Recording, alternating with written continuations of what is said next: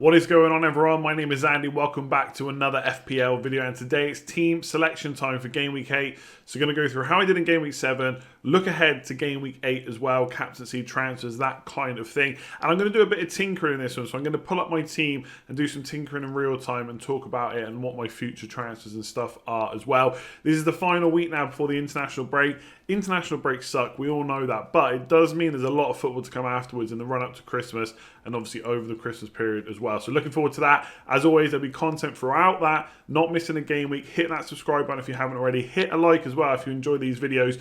Really quick one, because I know this will be my most watched video this week. The beard has gone because I'm doing November. There's a link in the description below if you want to check that out. It will come back. I know some people are worried. It will come back at some point, but probably not until at least midway through December. So without further ado, let's get into this video and let's talk about OneFootball. So as you know, OneFootball have been sponsoring the team selection videos so far this season. I thought I'd do a quick little insight into why I enjoy working with them. So usually, right, as I make more videos and subscribers go up, I get a few more emails about sponsorship, and it usually starts, "Dear YouTuber," or "Dear Let's Talk FPL." I look at the email, they've got no clue what I do. They're just reaching out because of the subscriber number or whatever. But OneFootball completely different, right? It's a guy called Michael that I deal with, and I know that he watches the channel because pre-season, this season, bearing in mind I was already with them last year, he was telling me how he hadn't considered Calvert-Lewin, but now he was after watching my video. So I like they're engaged. It's a football brand. It's a really good app. They've really supported this channel, so if you haven't already downloaded it, please do give it a go. There's a handy link in the description below. It's completely free. Download it, see what you think. I think you're going to like it. So it was a pretty decent week for me in Game Week 7. So a wildcard in Game Week 5, had a really good week, 83 points. Then last week was rubbish. It was like 34. Got a bit of a red arrow. Now I've got a big green arrow again. So it's about 504k. Now I'm up to 308k. So for a little while I was within the top 300k, but obviously Vardy did so well. It was hard to stay there. But 308k at this stage of the season, I'm pretty happy with. 67 points is solid. Like, looking at the team, kind of chipped in all different positions. So Martinez with 0. Look, that's frustrating that they conceded 4 goals. But there was an absolute worldie from Ings. There was 2 direct free kicks, right? And as good as Ward-Prowse is at direct free kicks, or free kicks in general, or set pieces in general, right? Scoring direct free kicks doesn't happen that often. I think he scored like 7 or 8 since 2016, 2017. And he's the best in the league since that period. So it shows how often they just don't go in. And he scored 2 in one match. So it was a bit of a weird one for Aston Villa. I think they'll be fine going forward. In defence, so for anyone that didn't see the deadline stream, I made 2 transfers, 2 free transfers last week. And I took out Trent Alexander-Arnold, who blanked, thank God. Chilwell came in and got 6 points. Could have been more for him. I was quite impressed with how attacking he was. Plenty of balls into the box. There's a few times where he was just waiting at the back post for a cross to come in from the right side as well. So quite promising for attacking returns. And the reason I did that move was basically to fund a move from James Rodriguez to Rashford. Now, the thing is, James Rodriguez might only miss that game, be back for Man United, be back for Fulham, in which case I might actually want him. But I just figured there's no guarantee he'll be back this week. It's Man United anyway, so I'm hoping that'll be a tough game for them. And Rashford, I think for the next kind of 4 fixtures, probably looks okay. Bit frustrating he didn't do anything against Arsenal. But I think it's Everton, then West Brom, then Southampton and West Ham, I think. So it's a pretty good fixture run for Rashford. Hoping he can get some points. And hoping Man United play a lot better than they did against Arsenal. Going back to defence, right, I got a little bit lucky probably this week. Like, Reguilon has been so frustrating. I went for that punt over the 4-game week fixture. He had like a 10 or 11 pointer against West Ham, apart from the final 8 minutes where they conceded 3 goals. Next game against Burnley, he misses out. They get a clean sheet. Then they concede against Brighton. And to be fair, Brighton probably deserved a goal for kind of the whole match, right? They were probably good enough to deserve a goal. But the goal that happened, like, that was definitely a foul. 100%. No debate in my eyes that was 100% a foul. The goal shouldn't have stood. So he should have had a clean sheet. He ended up getting an assist. He got booked, so he only got 4 points again. So I've had him playing 2 games for me so far, and he's got 4 points both times. So I'm hoping against West Brom we'll do a bit better. And then Dallas, so I was watching them pre-match. I was like, I'm pretty sure Ayling's the better pick. Then I'm watching the first half. I tweet out, Ayling's definitely the better pick, right? I think I've made a mistake getting Dallas. And then Dallas goes and scores. It was a bit fluky. I mean, to come away with 6 points after conceding 4 goals, he was off the pitch for the 4th one, so we didn't get an extra -1 because of that. So I got a bit lucky. For anyone that didn't see it, he basically tried to cross the ball in. It was one of those where he crosses it in, it misses everyone's head, and it just slots into the goal. Right? No one just goes for it, basically. So it was a bit lucky. In midfield, Maupay didn't play. right? Really frustrating, because I think they could have got something more from that Spurs game if he had been on the pitch. But apparently, according to reports, he's been dropped because he's basically getting too big for his boots. So I'm going to have to wait and see what Potter says for next week. Basuma came in. I know a lot of people are saying to me, why didn't you play Lamptey ahead of Basuma? I just never thought Brighton were getting a clean sheet, which they didn't. It just happens that he gets a goal that shouldn't have stood. So a little bit unlucky. Maybe I should have just played Lamptey ahead of Basuma, but it is what it is. Mitchell didn't play, so Lamptey was third on my bench, but Basuma came on for more pay. Grealish, I mean, what a crazy match that Southampton game was, getting like 15 points basically in the last 10 or so minutes. And obviously Salah captain pulling through. Salah getting the same score as Son and Kane combined.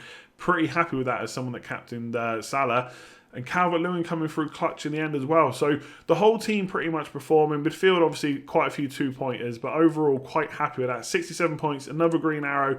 And honestly, 308k, of course, I'd rather be higher, but at this stage of the season, nothing wrong with that rank at all. So going to do things a little bit different this week. Usually I go through kind of defence, midfield, then forwards, but I'm just going to talk about the team as a whole, like I just did for the review. And then I'm going to do some tinkering with the actual FPL page towards the end as well, because I just want to talk about future transfers and stuff like that, because there is a bit of planning to be had. There are a few fixture swings to come, and I have been thinking about that quite a lot, and it does involve getting rid of some pretty big hitters as well. So I want to talk about that in a bit more depth. So this is the team, 102.2 squad value, 0.3 in the bank only now, because I took out Chilwell for Trent, and obviously I used a lot of that money to do James Rodriguez to Rashford, so he's still in the team, of course. And I've got one free transfer this week, so I had two. I wanted to roll it. James Rodriguez getting injured kind of didn't force my hand, but it kind of, I wanted to be a bit more aggressive basically with my Chilwell and Rashford transfer, because I could have just benched James Rodriguez and played Basuma or Lamptey, and just and done my Reguilon to Chilwell move. But I just felt like getting Chilwell in from a different route and getting Reguilon, or keeping Reguilon, who had two good fixtures, was probably the better play, and a bit more aggressive and a bit less passive. And we'll see how that works out in the next few weeks. I'm going to talk about Trent Alexander-Arnold a little bit more in the game week preview tomorrow. But obviously happy enough that he blanked, but I'll tell you now, it wasn't fun watching Liverpool without him. So let's talk about the team for this week. So Aston Villa are playing Arsenal. Look, I talked about Arsenal a lot, and I'll probably talk about them in the preview. Defensively, they were very, very good against Man United, and I'm not convinced by how many points Grealish can get, but he has kind of terrorised whoever's been on that right side pretty much all season. He's such a good player, so he probably will end up causing Arsenal more problems than Man United did. But yeah, Arsenal have been pretty good defensively. I don't think attack-wise they've been very good at all so far this season. I think it was 3 shots in the box against Man United. They end up scoring from a penalty.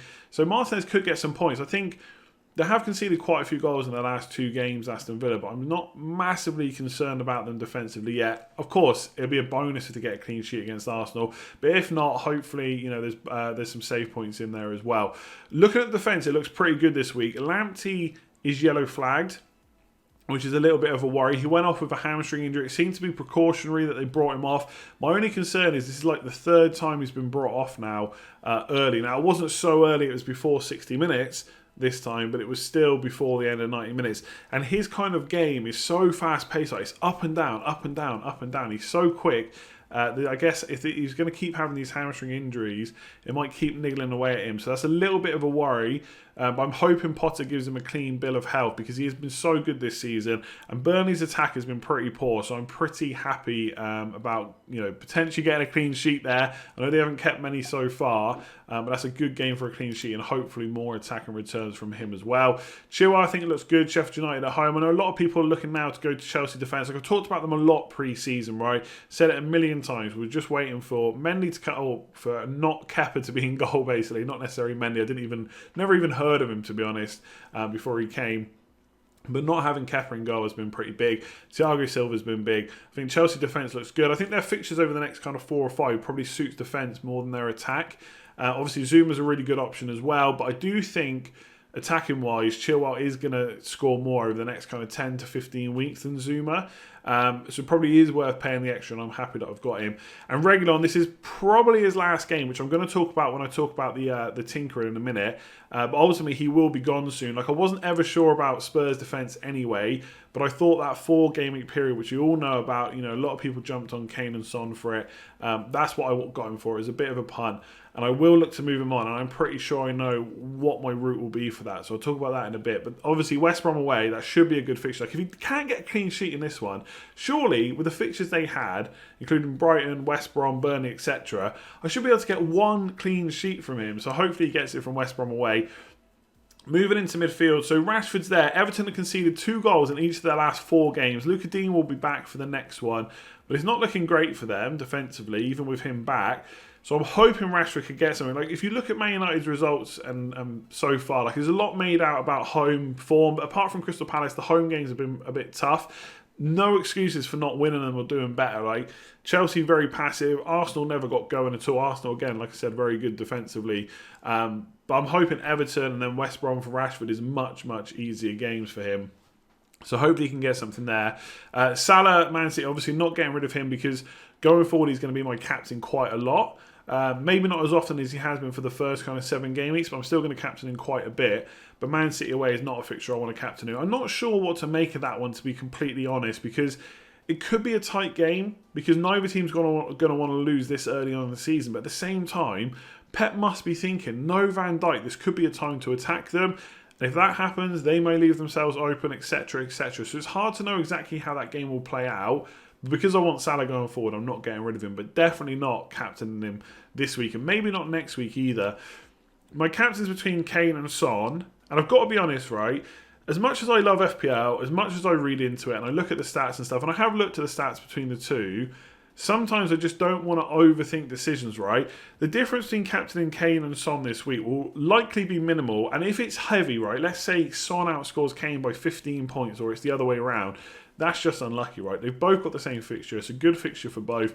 For me, Kane has created, in all matches so far, and Kane has played a few more minutes. It's not a huge amount, but he has played more. He's created nearly the same amount of chances. He's had more shots in the box, whether you look at whole season, first kind of 3 or 4 games, last 4 games, whatever it might be. He's had more shots in the box. He's on penalties as well. That is why he's my captain. Do I think Son's a bad pick? Absolutely not. Am I going to think about it any more than that? Probably not, right? We might say that West Brom are a team that are going to sit deep, but can they sit deep? Can they defend? I don't think so, right? There's a bit made about, they kept 2 or only conceded 1 goal in the last kind of 2 games before Fulham, but it was Brighton, it was Burnley, and then they've played Fulham, they've conceded 2. Absolutely, Spurs are going to score well in that game, so it has to be one of those 2 for captain, and for me, it is going to be Harry Kane. Whether I look to move these 2 on from game week 9 onwards, I'll talk about in a little bit when I do the tinkering. I think I have to get rid of one. I think it's very difficult to go forward and keep both of them with the fixtures they got, because captain-wise, I ain't going to be looking to captain them until game week 16. So for me, from game week 9 to 16, it's probably worth betting against them. So that's my kind of plan. Up front, Calvert-Lewin. Look, I wouldn't even lie if the thought a few times hadn't gone through my mind. Can I get rid of Calvert-Lewin? I've made a lot of money on him. He's over 7 million now. I got him at 7, but that's still more than the likes of Wilson and Bamford and Watkins. Could I use that money elsewhere? But I just can't get rid of him. He keeps scoring, even with James Rodriguez out of the team.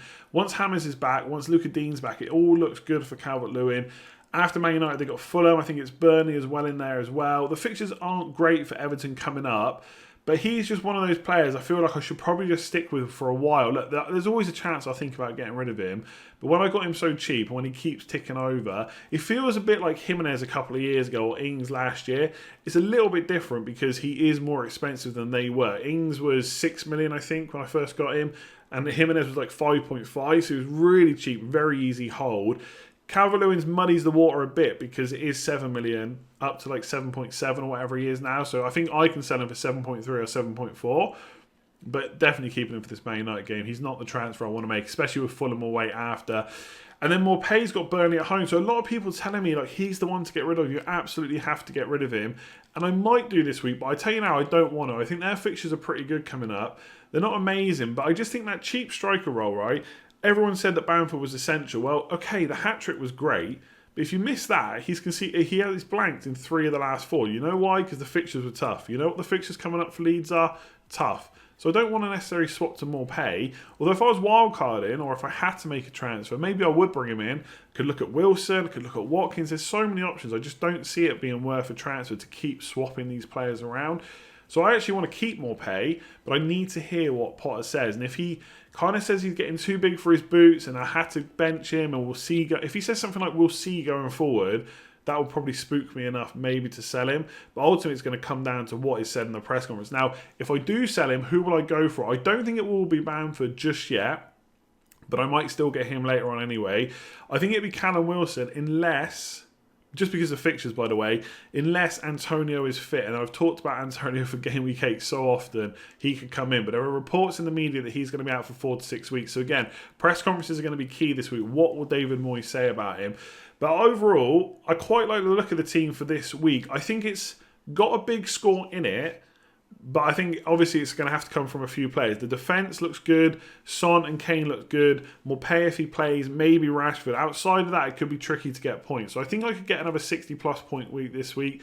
And it's always good to go into an international break with a green arrow because international breaks give you more time to think, and you don't necessarily want to be thinking after on the back of a big red arrow. So I've got my fingers crossed for this week. I mean, a lot of points are going to come from Kane and Son, hopefully. They're going to be heavily captained, so getting that right could be key. And it's almost certainly going to be Kane for me. And if I get any injuries, ideally, I really want to roll a transfer into Game Week 9 for the transfer moves I'm going to talk about in a sec.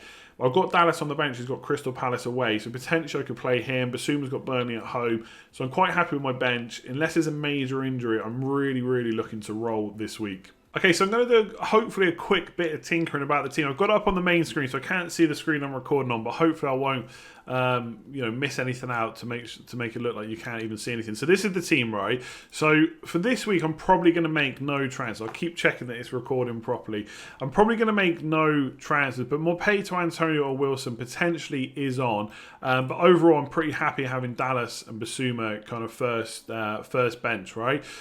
So going forward, let's say I save a transfer this week and I don't make one. I'll have 2 free transfers next week. So Reguilon is someone I might look to move on because after Game Week 8, Spurs have pretty tough fixtures, right? Man City, Chelsea, Arsenal, Crystal Palace is okay, but that's Game Week 12, right? So in Game Week 12, let's go down to the bottom. So they have Crystal Palace away. Am I going to captain them that week? So let's see who Liverpool have got. Liverpool got Fulham away. So definitely not captain a Spurs player. Right? I don't even need to look any further. That's my captain for that week. Salah or Mane, whoever it might be. So Reguilon can definitely go. And Kane and Son can probably go as well. But I'll talk about them a bit more. So Reguilon, right, I don't think I'm going to go back to Trent Alexander-Arnold just yet. I'd have to make a pretty big move to get the cash anyway.